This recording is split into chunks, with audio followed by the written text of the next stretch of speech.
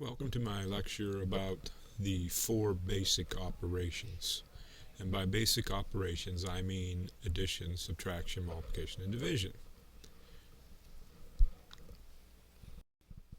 In a typical class setting, what I've done in the past is given you about 10 minutes to write, even just as a group, to write a definition of addition, subtraction, multiplication, and division.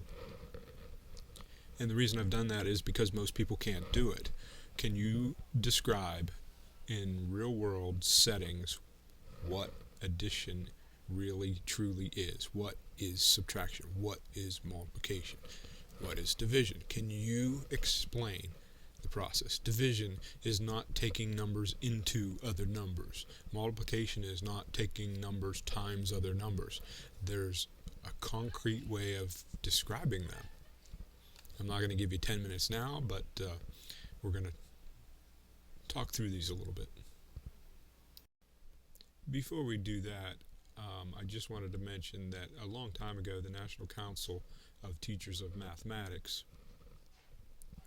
explained that there are reasons that we should learn or teach the meaning of the operations. As you probably know, it's not likely that we're going to encounter too many mathematics problems that we don't resort to using our calculators or our phones as calculators. So being able to do the process really well is not quite as important anymore as it is to understand. So these four key aspects of understanding the operations was proposed by the National Council of Teachers of Mathematics, probably before most of you were born, but I'm sure you can read them. I'm not going to read them right now, but there they are.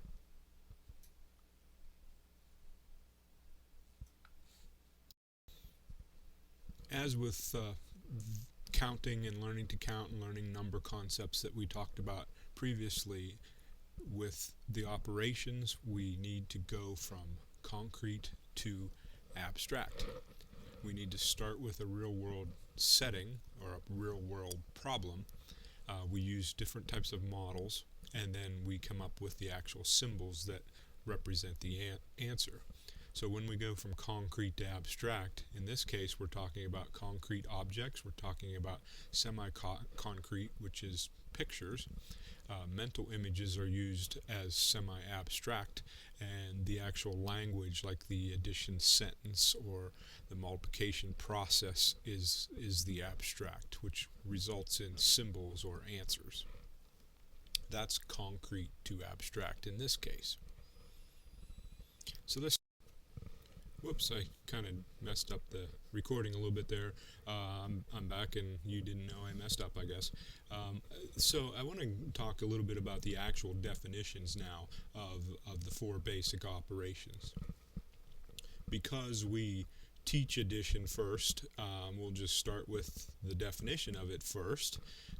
And there's a reason we start teaching addition first. It's probably the simplest one to understand and the simplest one to show. The actual nerd definition is listed there. It's a binary operation. Each of the pieces of the operation have a name. In the addition situation, we call each piece an addend, and the answer is always unique to the two addends that we added. Thank goodness for that.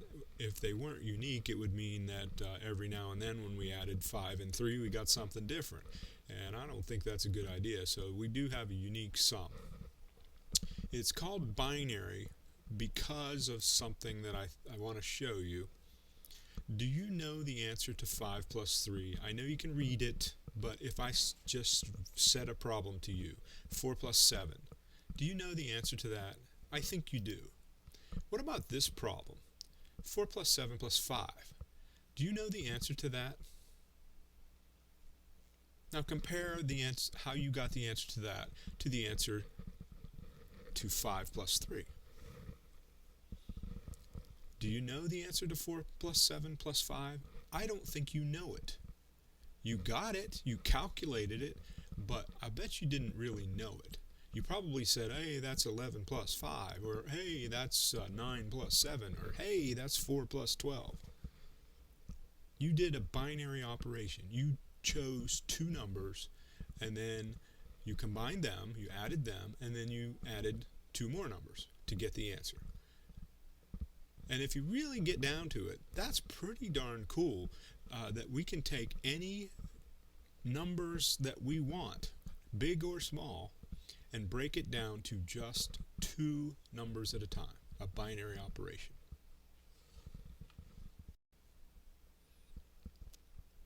Subtraction has a similar definition to addition.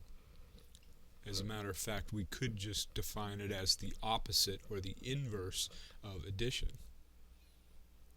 We oftentimes think of taking away a number or an amount, or comparing numbers or amounts.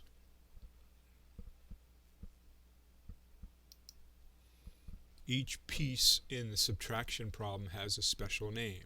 I expect you to remember these because you are the teacher, and many math textbooks that you'll use in the classrooms use these terms. I can't imagine why you would teach them to children, but you need to know the terms. So we have a minuend, we have a subtrahend, and a difference.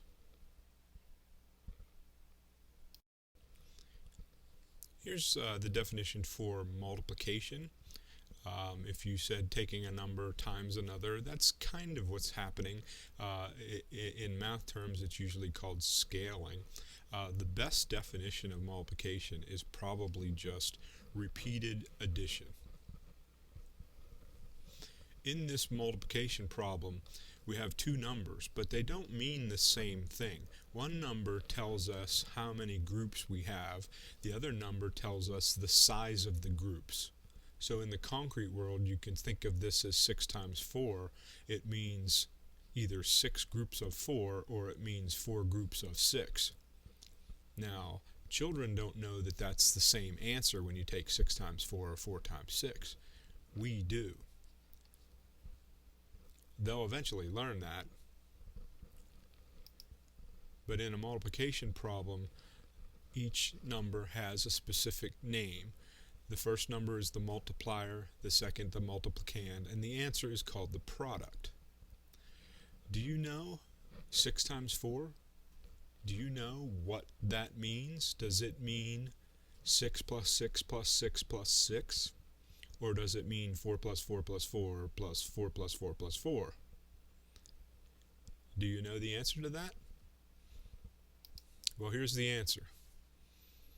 A multiplication problem has a very specific order. The first number tells you how many of the second number. So 6 times 4 actually officially means 6 groups of 4.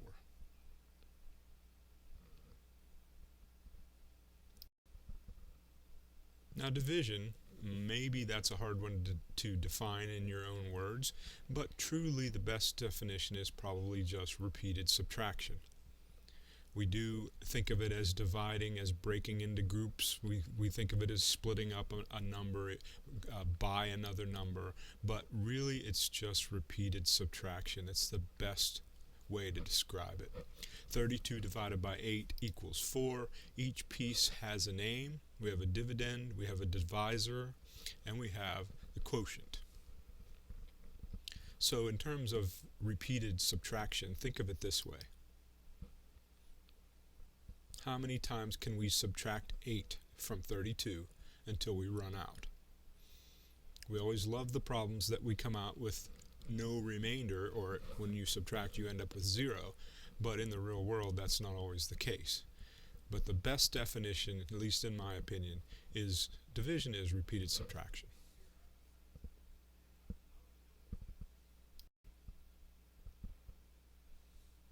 We should give children many opportunities to solve word problems revolving around the basic operations. One thing that I would like to mention from this list that we should try not to do is we should try not to use keywords in word problems. Try not to teach them that this particular word means subtract and this particular word means add. try to focus on understanding the problem. When I was taught to do lots of different types of problems, I was taught to look for keywords, and I'm not sure that has helped me. So let's go back to addition. Much the same as when we talked about how many fish are in the fish bowl. Right now we have pictures of fish. What is wrong with this particular problem in the concrete or semi-concrete world? Why would some children say, hey, 3 plus 2, I don't understand, how is it 5? Look at the picture. How is that 5? That doesn't make sense. There's 10 fish there. At the concrete level, if you were using actual fish, it would look more like this. We would combine a group of 3 and a group of 2. That's really hard to do at the semi-concrete level. Right? So one of the ways we teach addition is at the concrete level and with groups of objects, combining them. The problem that we just did with actual fish or pictures of fish results in a number sentence. This would be the abstract. So you're looking at pictures right now, so that's semi-concrete. Ideally, we'd like to have actual fish, or say goldfish crackers on a plate, and use them to make the number sentence. But what we're trying to do is go from a problem of concrete objects to the abstract. This example really is at semi-concrete. So to model addition at the concrete level, there's really only 2 simple ways to do it. One is combining groups. The other is with a number line. The number line takes us beyond concrete and semi-concrete. It takes us into the semi-abstract world, where we have symbols and mental images of symbols. So if you're going to teach addition, or if you're in the you have the opportunity to do this, typically there's 2 ways to model addition. Subtraction occurs in the real world in more than just one way. Typically with addition, we have a group of objects, we get some more, that's addition. Subtraction, when we encounter it in real world situations, there's not just one way. The most common way to think about subtraction is with takeaway. In this example, a semi-concrete, of course, we have 7 fish. If we take 3 fish away, how many are left?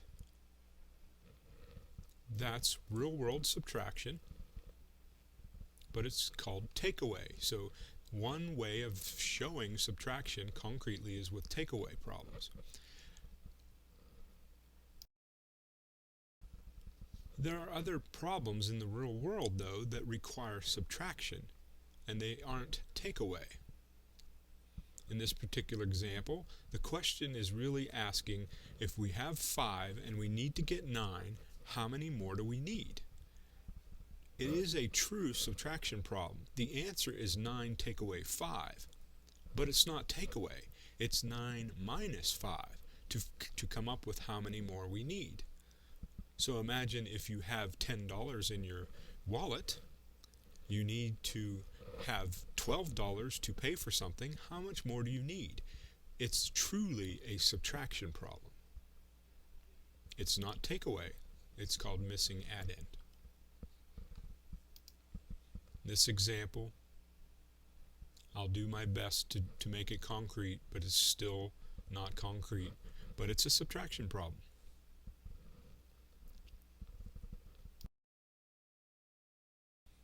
There's another way we encounter subtraction in the real world. There's no takeaway. There's no missing addend. It's comparison. One group has 12. One group has 8. What's the difference? In the real world, with concrete objects, we could compare them by crossing out, taking away, moving off to the side, putting X's on, whatever it might be. But there's not true takeaway. We're comparing the size of two groups. The problem that results is 12 minus 8, but it's not takeaway and it's not missing addend.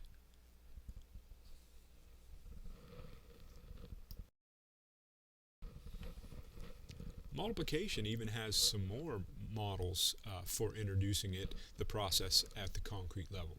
The first way, of course, is with groups of objects.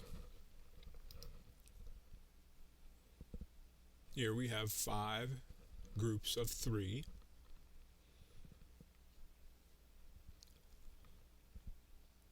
It's still semi-concrete, but it represents 5 times 3, or 15. That's probably the most common way. Another way, though, multiplication is often shown at a little more abstract level with a number line. Here we have 4 plus 4 plus 4. That's really modeling the repeated addition way. And by the way, don't forget that that's 3 times 4, 3 groups of 4, not 4 times 3. 4 times 3 would be 3, 3, 3, 3.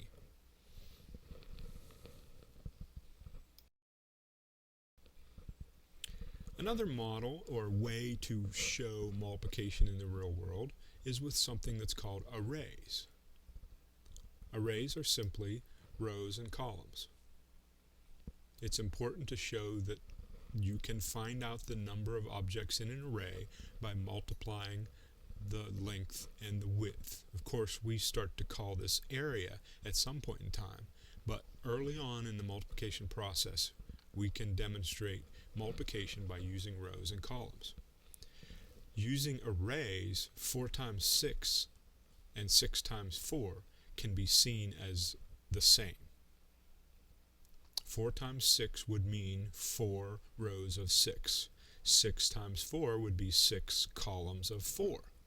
However, this is the way we can show very clearly that 4 times 6 and 6 times 4 are equal.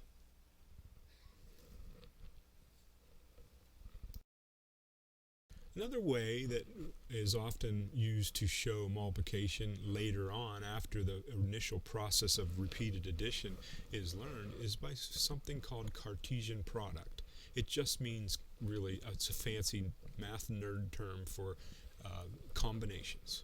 So if I had all the different suits and all the different values of playing cards, how many cards are there? Well, it's 13 times 4 or 14 times 3.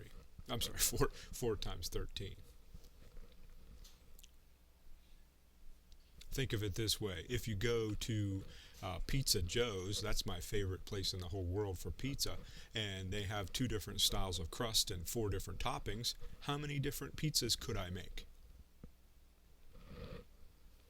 There's no combining of groups. It's not a number line. It's not an array, it's combinations. 4 times 2, or 2 times 4.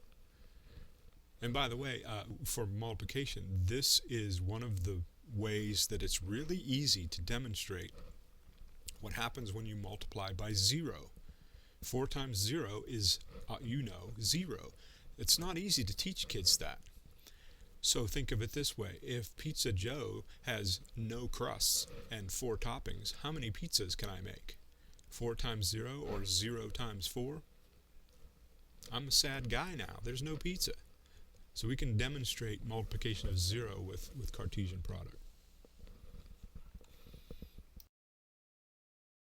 Alright, last but not least, we have division. Division is not terribly difficult to explain, but in the real world we encounter it in a couple different ways. One example of real world division is a problem called measurement problem. So I'll demonstrate this with animation. 28 divided by 4, in this example, to find the answer if you didn't know it was 7, we could ask how many groups of 4? 28 divided by 4 equals 7. Right? You know the answer to this, but think of how, if you had 28 objects, how could you break them apart and show division? One way would be a measurement problem where we would say, okay, how many groups of 4?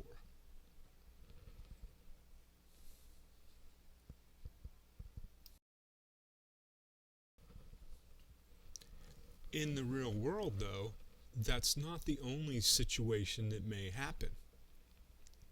How many groups of 4? Well, we just broke out 4, we measured out 4, and then 4 more until we ran out and we found that there were 7 groups of 4. This example is called partitive. It's still division, but think of it in a different way. 28 divided by 4. I'm going to ask the question a little differently.